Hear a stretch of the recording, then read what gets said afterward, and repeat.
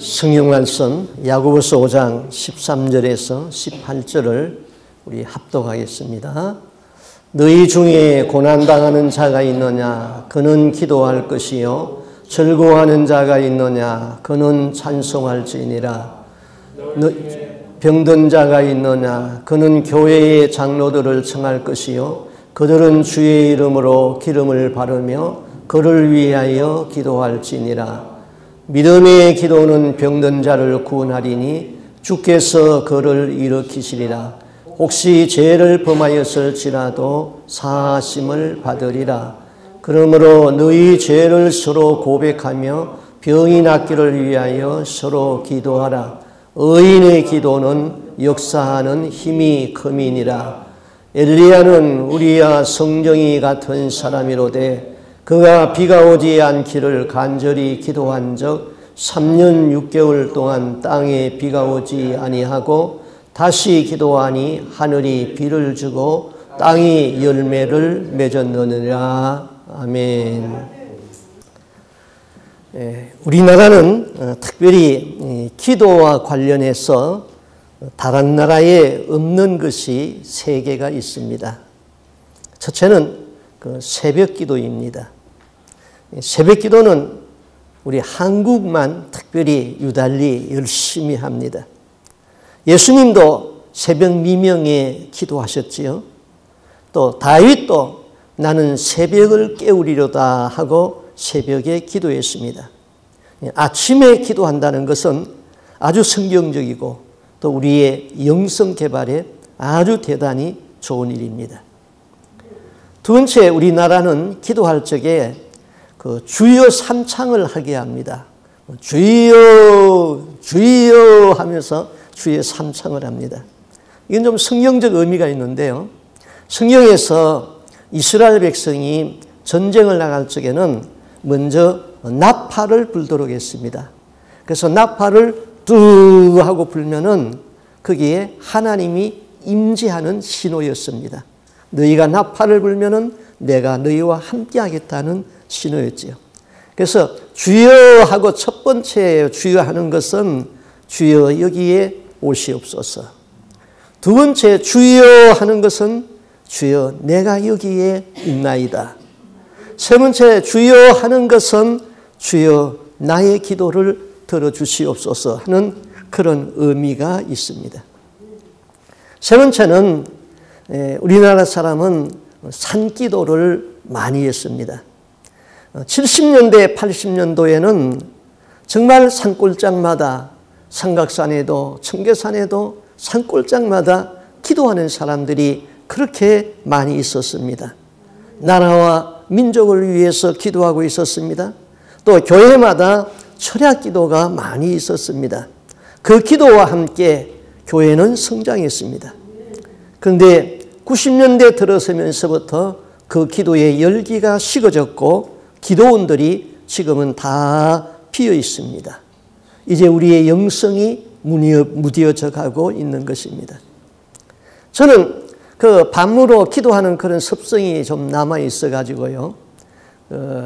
아침에는 여기 5시에서 한 1시간 반 정도 여기 나와서 기도합니다.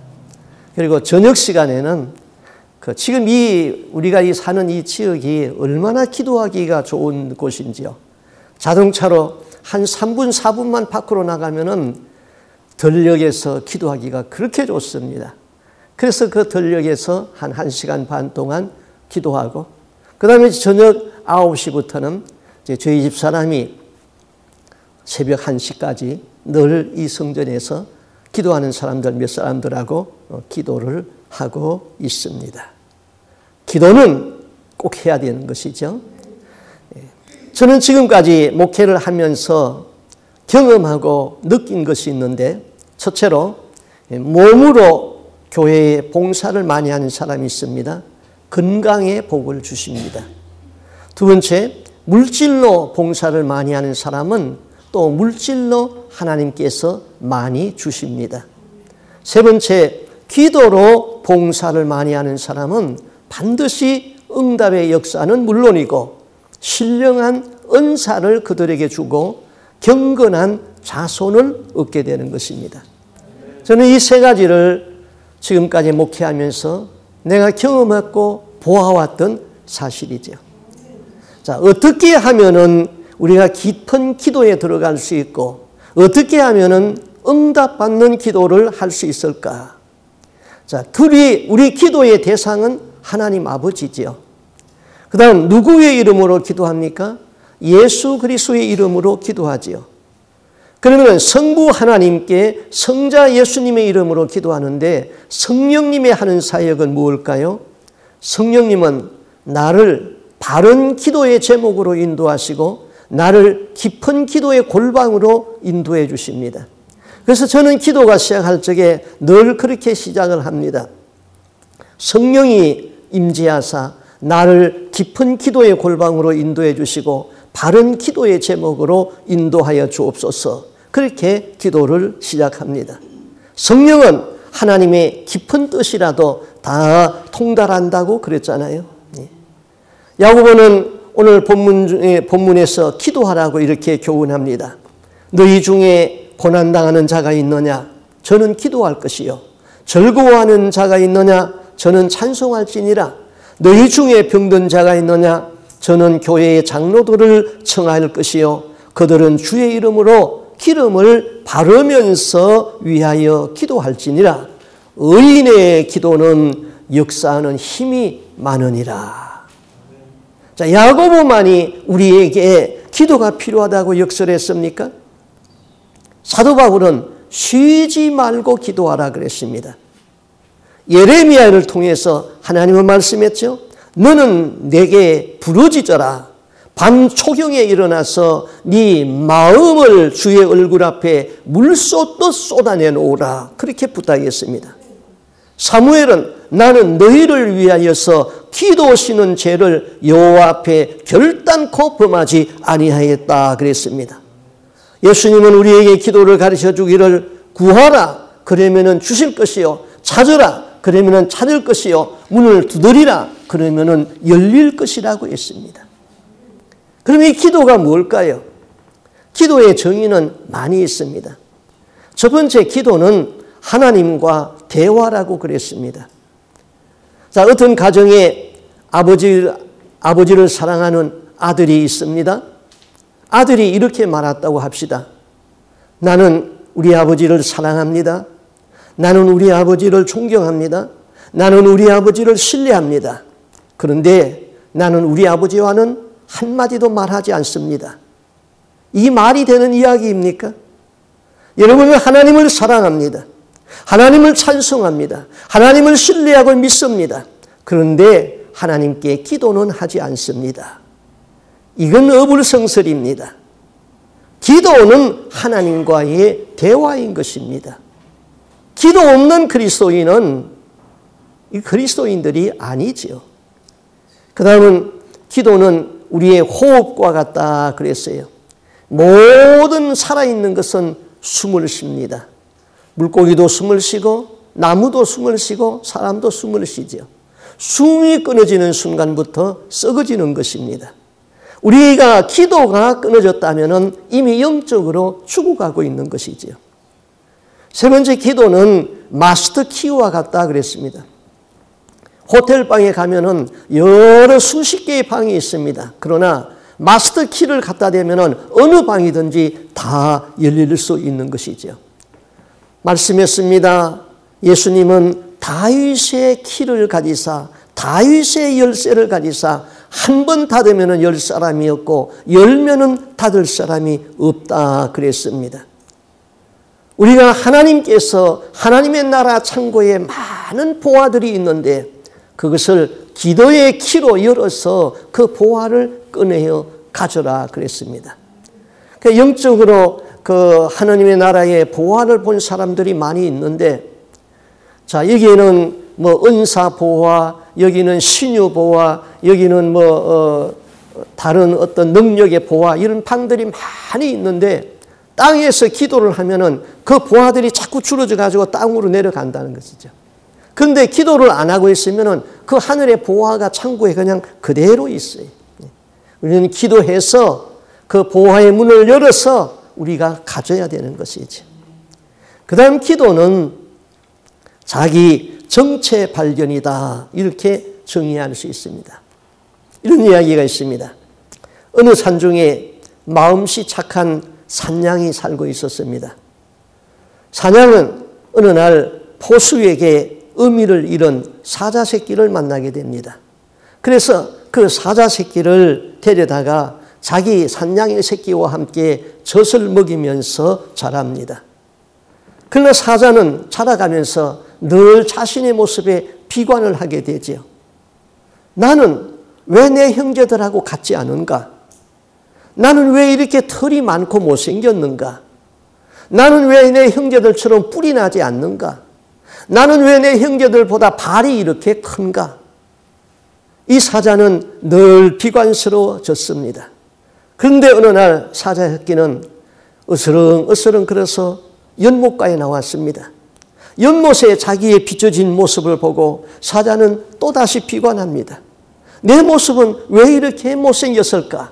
그래서 하늘을 바라보면서 사자는 포호하게 됩니다. 크게 울었습니다. 그런데 놀라운 일이 벌어졌습니다. 사자의 울음소리를 들은 그 산중의 모든 짐승들은 도망가기 시작했습니다. 그때서야 사자는 자기 정체성을 발견합니다. 아, 내가 이 산중에 이 밀림의 왕자구나. 그는 자기 정체성을 발견했습니다. 기도는 무엇입니까? 오늘 우리는 비관스러운 것이 너무 많습니다. 못난 것이 너무나 많습니다. 부끄러운 것이 너무 많습니다. 그런데 어느 날 기도하다가 하나님의 음성을 듣습니다. 하나님을 만납니다. 그때서 비로소 우리는 하나님의 아들이라는 자기 정체성을 발견하게 되는 것이지요. 예레미야 33장 3절에 너는 내게 부르짖어라. 내가 너에게 응답하겠고 네가 알지 못하는 크고 비밀한 일을 너에게 보이리라. 우리가 부르짖으면은 하나님은 크고 비밀한 일을 우리에게 보여주신답니다. 오늘 우리가 예수 믿으면서도 이렇게 나약하고 비관스럽고 시험 잘 들고 도무지 예수 믿는 기쁨이 없습니다. 하나님께 부르짖어 기도하십시오. 기도하는 여러분을 하나님이 만나 주실 것입니다. 하나님이 나를 만나주는 그때에 나의 나됨을 발견하게 됩니다. 인생에서 가장 큰 기쁨은 하나님 만나는 기쁨인 것입니다. 나같이 천한 것을 하나님이 기억해 주사 나에게 은혜를 베풀어 주시고 나를 사람 대접해 주는구나. 그것을 비로소 깨닫게 되는 것이지요. 1945년 4월 12일에 세계대전이 막바지로 치닫던 무렵 미국의 32대 대통령인 프랭클린 루즈벨트 대통령이 죽습니다. 그분은 미국 대통령을 3번이나 당선한 신화 같은 인물이었습니다. 1929년에 미국의 경제공황을 누딜 정책으로 타개했습니다. 그는 소아마비였습니다. 그는 늘 두려움 없이 연합군의 수뇌로서 나치 독일과 일본 제국주의와 전쟁을 하면서 승리로 이끌었습니다. 그런데 그분이 갑자기 죽었습니다. 당시 부통령이던 트루먼 대통령이 그 대통령직을 인수했습니다. 이 해리 트루먼이 부통령이 대통령직을 인수하면서 얼마나 마음에 부담이 되었는지 그는 이렇게 말했습니다. 하늘의 달과 별들이 모든 행성들이 나에게 떨어지는 것 같았습니다. 그런데 그 뒤에 말이 아주 귀감입니다.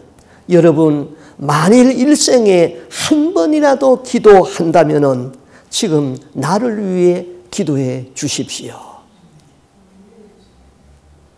자, 그리스도인들이 왜 기도하지 않습니까? 몇 가지 이유가 있어요. 첫 번째는 목표가 명확하지 않기 때문에 기도하지 않습니다. 제가 가끔 성경 공부하면서 묻습니다. 비전이 뭐예요? 기도 제목이 뭐예요? 확실히 대답을 못하는 분들이 있어요. 성경에는 많은 복이 비전이 약속되어 있습니다. 그런데 복 주세요. 복 주세요 하면은 무슨 복을 달라는 겁니까? 구체적으로 무슨 복을 달라고 제시를 해야 되지 않습니까? 성령님은 인격적이시죠. 우리에게 항상 물어요. 내가 너에게 무엇하여 주기를 원하느냐? 그리고 성령은 우리 마음에 하나님이 기뻐하는 소원을 주시겠다고 약속했어요. 빌립보서 2장 13절에 너희 안에 행하시는 이는 하나님이시니, 우리 안에 행하시는 이는 성령님이시잖아요. 그 성령은 하나님이시니 자기의 기쁘신 뜻을 위하여 너희로 소원을 두고 행하게 하려 함이라. 우리가 소원을 두고 하나님 앞에 가도록 성령이 우리에게 비전을 주신다는 것이죠. 우리가 기도하지 아니하는 이유는 구체적인 소원이 없고 목표가 없기 때문에 기도하지 않습니다. 당신의 도움이 없어도 나는 그럭저럭 살아갈 수 있습니다. 이런 엄청난 교만에 빠져있는 그리스도인들이 기도하지 않는 거예요. 기도하면은 믿음이 생깁니다. 그 다음 두 번째는 기도보다 다른 일에 우선을 두기 때문인 것입니다. 왜 기도하지 않습니까? 안 하겠다는 것이 아니에요. 하겠다는 겁니다. 그러나 기도보다 쇼핑 가는 것이 우선이고, 기도보다 사업하는 것이 우선이고, 기도보다 잠자는 것이 우선이고, 그리고 남으면은 기도하겠다는 것이지요. 기도가 우선이 아니 되고 이런 식으로 삶을 살다 보면은 하루 5분 기도도 못합니다. 그저 끝 기도하는 것이 밥 먹을 적에 잠깐 기도하는 거고 잠자기 전에 잠깐 기도하는 것, 그것 가지고는요 하나님의 보좌에 기도의 항로가 채워질 수가 없어요. 그래서 어떤 사람은 일생을 기도하여도 기도의 항로 하나를 채우지 못하고, 어떤 사람은 한 번만 주여 하고 불러도 기도의 항로가 채워져서 하늘 보좌에 쏟아지는 것이지요. 우리 인생에 있어서 우선순위가 오직 예수여야 하고 오직 기도 중심의 생활을 해야 하는데, 우선순위가 바뀌어져 버리면 기도 못하는 것이죠. 이거 신앙관이 아주 잘못된 것입니다. 그 다음 세 번째는 자기의 무능함을 모르기 때문에 기도 안 해요. 많은 크리스찬들이 전능하신 하나님을 내가 믿사오며 하고 신앙 고백은 합니다.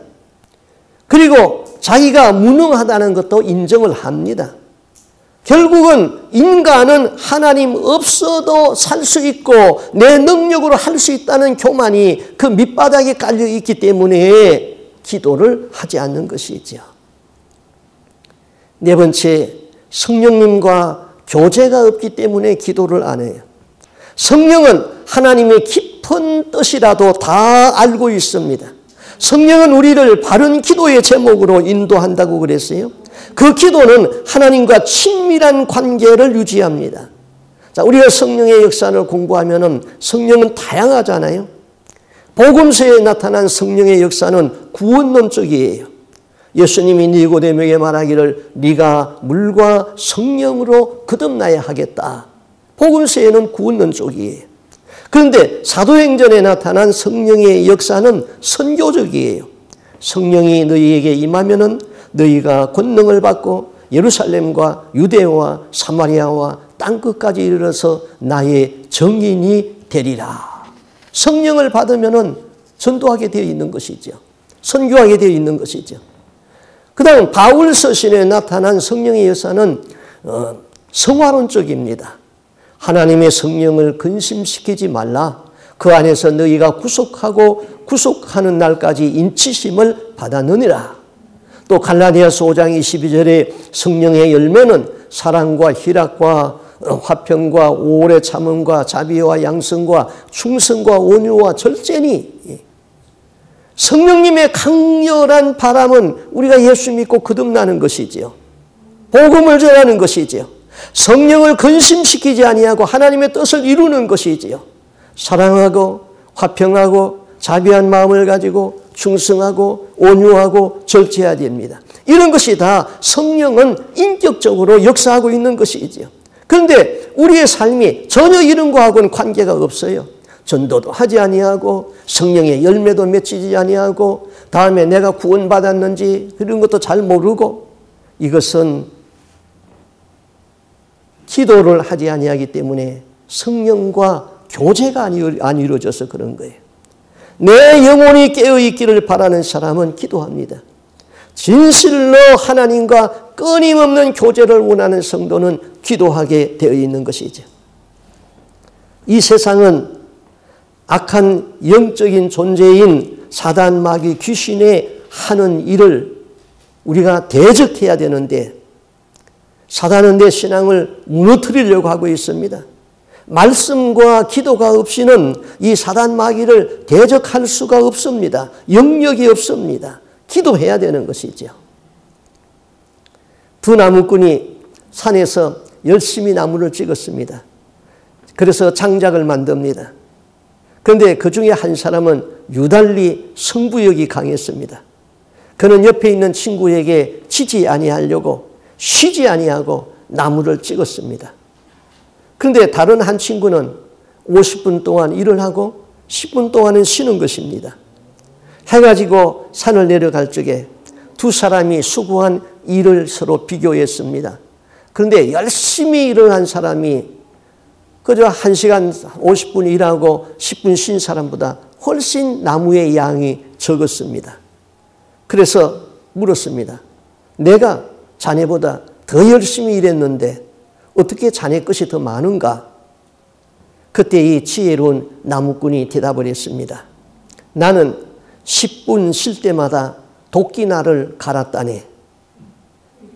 무딘 도끼날을 가지고 아무리 찍어도 힘만 들지 능률이 오를 수가 없는 것입니다. 일주일을 쉬지 아니하고 일한다고 능률이 오르는 것 아닙니다. 하루는 쉬어야 되는 것이죠. 일주일 내내 쉬지 아니하고 공부한다고 공부를 더 잘하는 것도 아닙니다. 하루는 쉬면서 주님과 교제하는 그런 영적인 훈련이 우리에게 있어야 되는 것이죠. 인생의 최후의 승리는 하나님 앞에서입니다. 아무리 바빠도 자기 성찰을 하면서 경건이 있어야 되는 것이죠. 먼저 기도하는 경건한 시간이 있고 그 위에 하나님의 은혜가 있어야 되는 것입니다. 야고보서의 저자 야고보의 별명은 낙타 무릎을 가진 사나이, 그런 별명을 가지고 있습니다. 야고보는 얼마나 무릎을 꿇고 기도하였는지 그의 무릎이 낙타같이 되었다 그랬습니다. 이 사람이 우리에게 능력 있는 기도의 사람 한 사람을 오늘 성경에 소개했습니다. 엘리야지요. 엘리야는 우리와 성령이 같은 사람이로되 저가 비가 오지 아니하기를 기도한 적 3년 6개월 동안 땅에 비가 아니오고 다시 기도한 적 하늘이 비를 주고 땅이 열매를 내었느니라.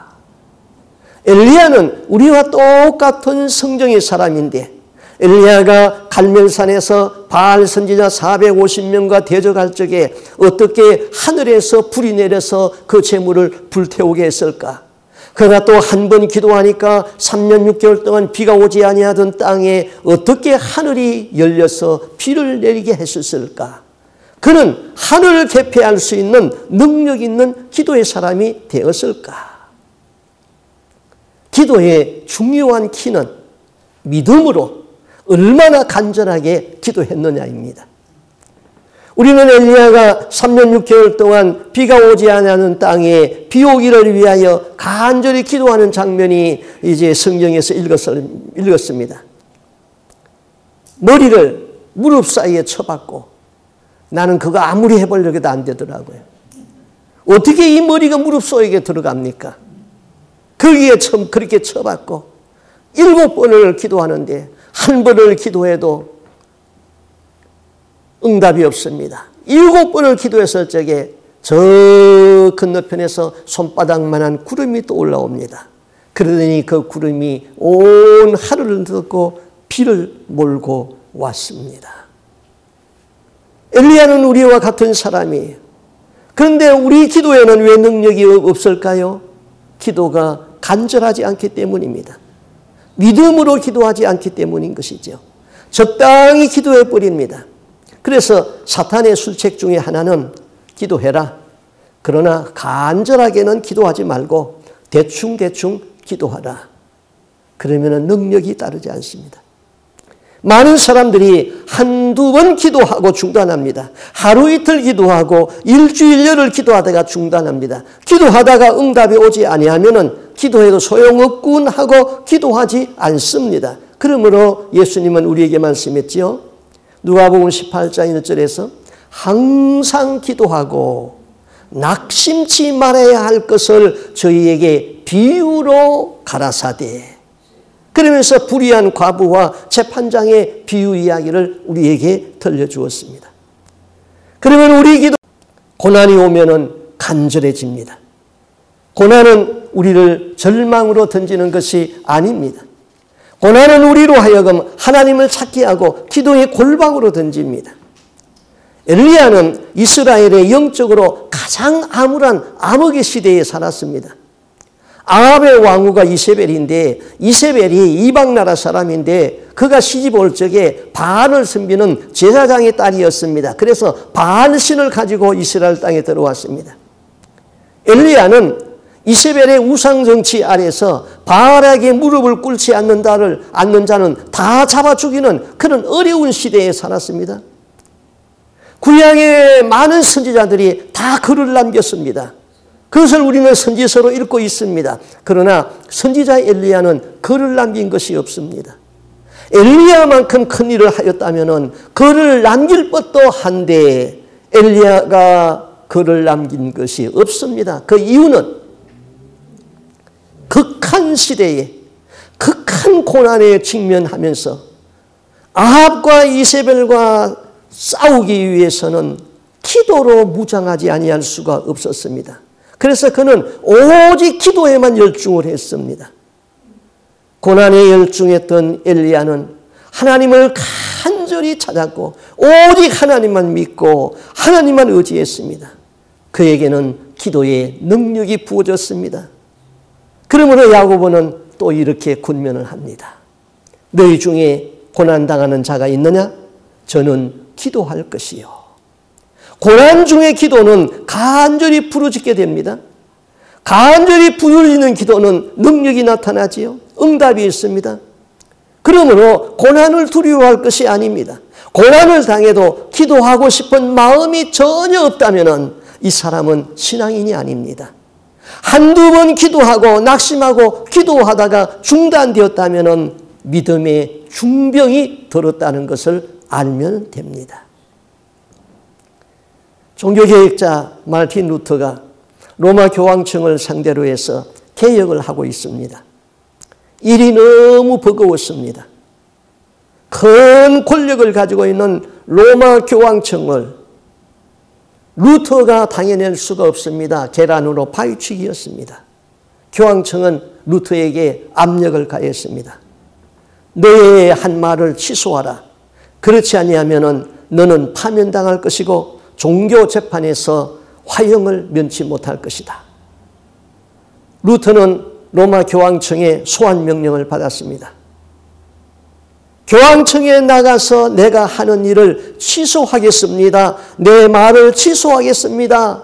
하든지 아니면 죽음을 각오해야 했습니다. 루터는 낙심이 와서 잠이 오지 않습니다. 한밤이 되었는데 한 소녀가 문 앞에 와서 루터를 찾았습니다.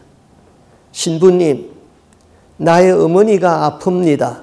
오셔서 기도하여 주세요. 루터는 자기 자신도 기진맥진에 있는데 내 문제도 내가 해결하지 못하고 있는데 고민하고 있는데 내가 누구를 위해서 기도해야 할 수 있을까? 얘야, 내가 너무 지쳐서 갈 수 없다. 그냥 돌아가려머나. 신부님, 어머님이 돌아가십니다.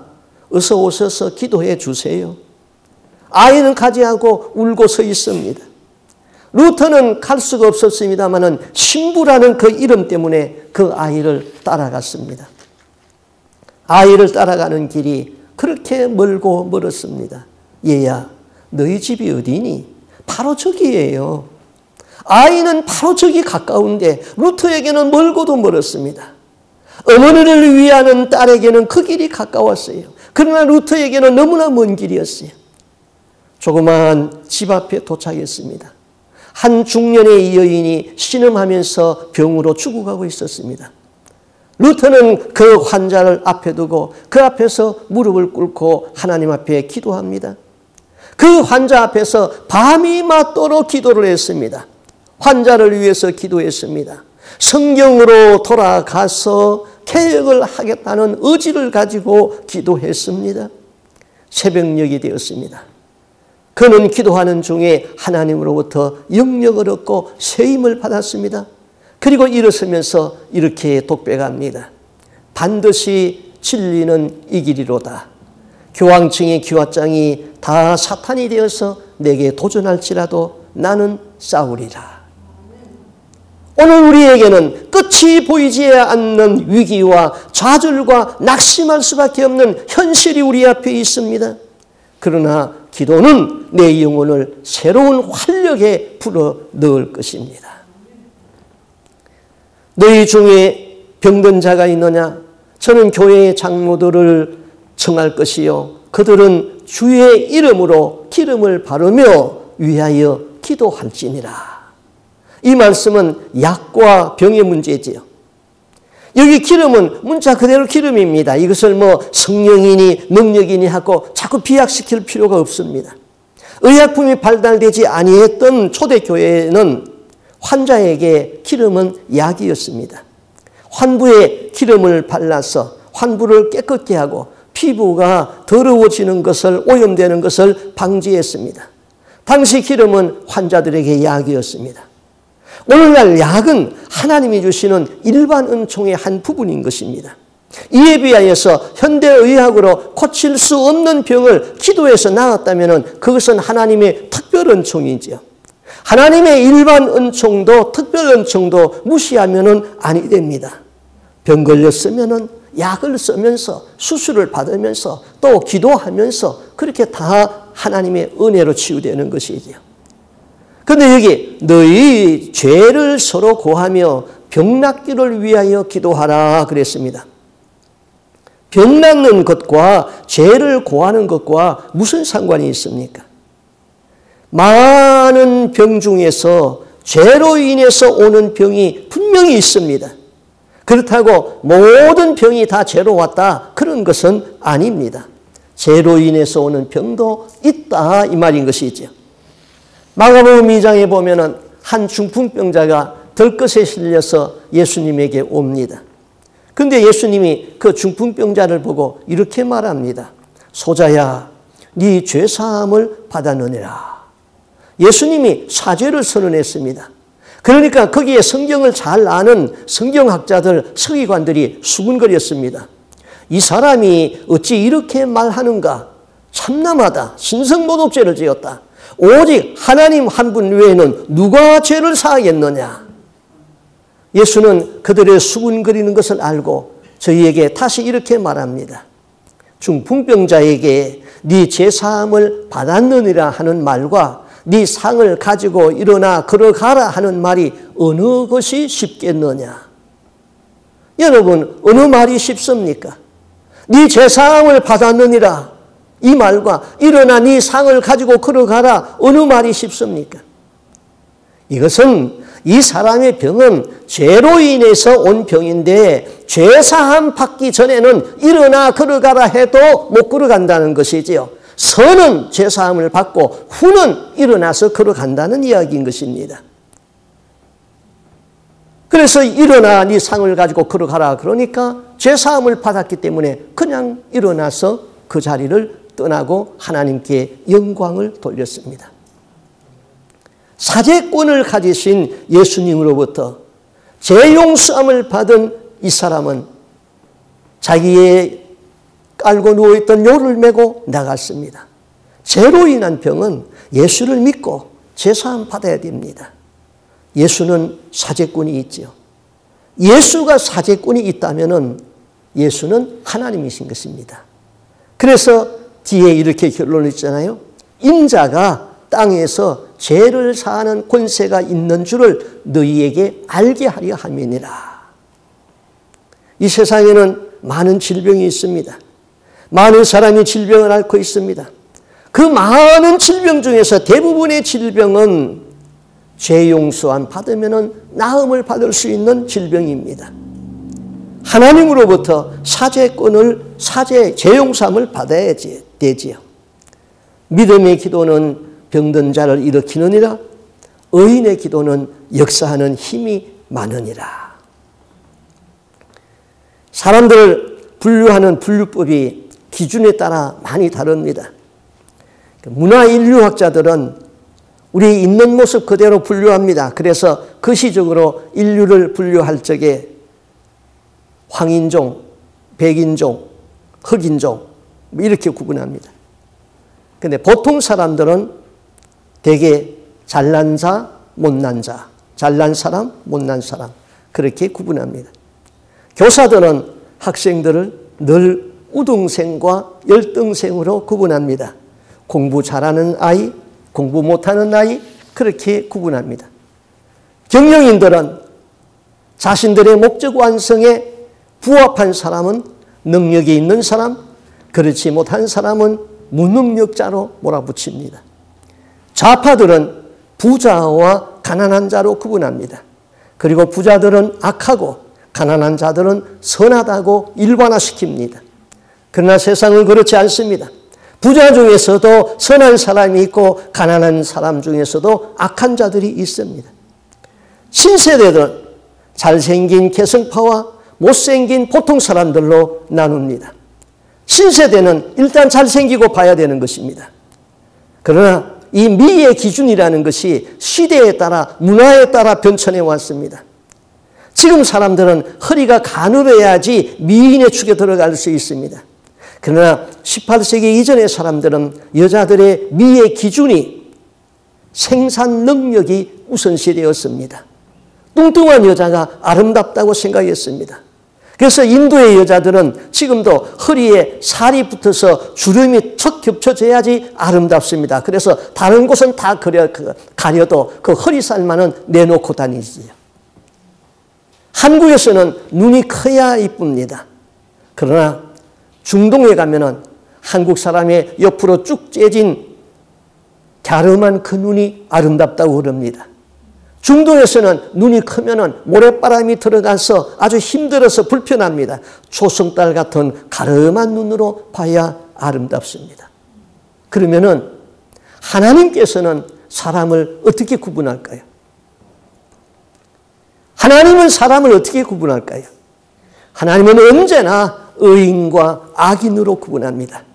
그리고 하나님은 언제나 그 영이 깨어있는가, 그 영이 잠들어 있는가, 죽었는가 그것을 구분합니다. 소돔 고모라 땅에는 죄인이 많았습니다. 그 땅은 의인이 없어서 망했죠. 하나님은 끝까지 의인을 찾았습니다. 아브라함이 소돔 고모라 땅을 두고 하나님 앞에 기도하는 장면을 보세요. 하나님 아버지, 그 성 중에 의인 50명이 있으면은 그 50의인을 위하여서 그 성을 용서하지 아니하겠습니까? 그래, 의인 50명이 있으면 내가 용서하마. 아브라함이 두 번째 기도합니다. 하나님 아버지, 거기에서 5인이 부족한 의인 45명을 찾으면은 그 땅을 용서해 주시지 않겠습니까? 그래, 의인 40명을 찾으면 용서해 주마. 하나님, 감히 티끌과 같은 이 사람이라 이 죄인이라도 다시 한번 부탁합니다. 거기서 10명을 빼서 의인 30명이면 용서해 주시겠습니까? 그래, 의인 30명을 찾으면 용서해 주마. 하나님, 감히 한 번 더 아랍니다. 10명을 더 빼서 의인 20명이면 용서해 주겠습니까? 그래, 의인 20명을 찾아라. 내가 그 의인 20을 봐서 용서해 주마. 하나님, 한 번만 더 기도합니다. 하나님, 거기에서 의인 10명을 찾으면 그 성을 용서해 주시겠습니까? 그래, 의인 10명을 찾으면 그 성을 용서해 주마. 그런데 소돔 고모라 땅에는 의인 10사람이 없었습니다. 역사가들의 기록에 의하면 당시 소돔성에 인구 5만 명이 살았다고 그럽니다. 인구 5만 명 중에 의인 10사람은 바로 5,000대 1입니다. 한 사람의 의인이 5,000명을 상대할 수 있다 이 말입니다. 의인의 정족수를 채워야 되죠. 우리는 이 나라를 위해서 의인의 정족수가 차면 되는 겁니다. 하나님은 의인을 봐서 그 나라를 용서해 주시는 것이죠. 영국의 여왕은 존 낙서의 기도를 가리켜서 이렇게 말했습니다. 존 낙서의 기도는 일개 사단의 힘보다 강하다 그랬습니다. 의인 아브라함의 기도는 소돔성에서 망할 수밖에 없는 롯을 구원했잖아요. 하나님이 소돔성을 멸망할 적에 아브라함을 생각하사 그 성 중에서 롯을 구출했다 그랬습니다. 아브라함의 중보기도 때문에 롯이 구원받은 것이죠. 내 가정에 의인 한 사람의 기도가 있는 한 내 가정은 무너지지 않습니다. 우리 교회에 의로운 사람들이 기도로 깨어 있어야 하는 것이죠. 부패한 이 도시지만은 의로운 기도의 사람들 때문에 이 도시는 건재할 수 있는 것이죠. 이 나라가 제사장 나라가 될 적에 그 나라를 보고 세계를 용서한다 그랬습니다. 우리 인생을 가장 아름답게 하는 것이 기도입니다. 우리 인생을 가장 성숙하게 하는 것도 기도입니다. 우리 인생을 가장 풍성하게 하는 것도 기도인 것입니다. 의인의 기도는 하나님이 듣습니다. 그러나 기도는 쉽지 않습니다. 기도는 중노동입니다. 여러분에게 기도가 성령으로 인도함 받기를 소원합니다. 기도로 주님과 친밀함이 있어서 그리스도의 신부의 반열에 있기를 원합니다. 한 번만 부르짖어도 기도의 향로가 채워져서 기도가 하늘 보좌 앞에 상달되는 기도의 사람으로 우리가 살아갈 수 있기를 주님의 이름으로 부탁을 드립니다. 아멘. 기도하겠습니다.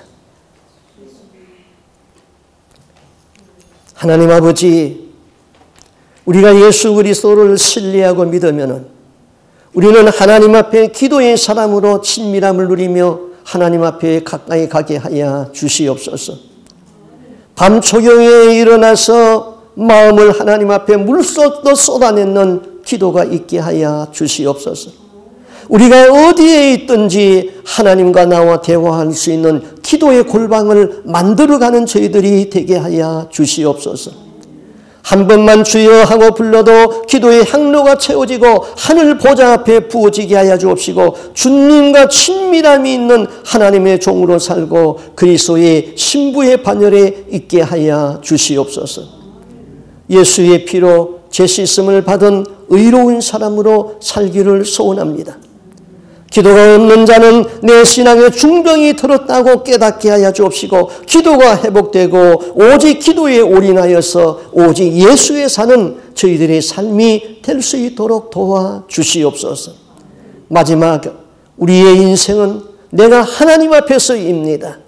우리가 하나님 앞에 설 적에 참으로 잘했다 충성한 종아 하나님 앞에 이렇게 일컬음을 받을 수 있고 너 하나님의 사람아 이렇게 일컬음을 받을 수 있고 그리스도의 신부의 반열에서 주님과 친밀함을 유지하며 살아가는 저희들의 삶이 되기를 소원하옵고 존귀하신 예수님 이름으로 기도하옵나이다. 아멘.